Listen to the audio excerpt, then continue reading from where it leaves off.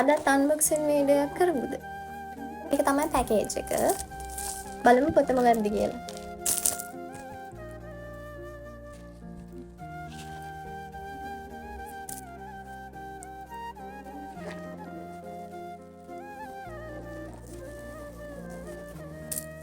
ලස්සන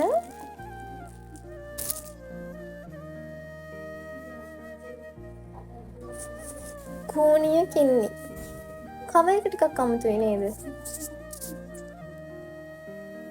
කටුස්සෙක් දින්නේ. ඔව්. කටුස්සෙක් ඉන්නවා. යානු කෙනෙක් ප්‍රෙග්නන්ට් වෙලා ඉන්නවා. ඒක උඩ කටුස්සෙක් ඉන්නවා. නමත් වෙනස්. පොත කියවුවහම උත්තරයක් හම්බෙන්නේ නේද? පහනකුත් තියෙනවා. මේක ලියලා තියෙන්නේ දිල්රුහා සෙව්වන්දි. මේක ඒ ඕතගේ පළවෙනි පොත. ඉන්නේ අක්කා. දිල්රුහා ලස්සන නමක්.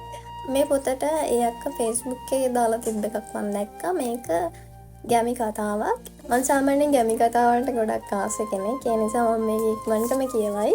මේ පොතේ තියනවා කියලා මම දැක්කා විවාහ ක්‍රමය. පැරණි සිංහල අපේ තිබ්බ විවාහ ක්‍රමය අර බහු විවාහ එහෙම තිබ්බනේ.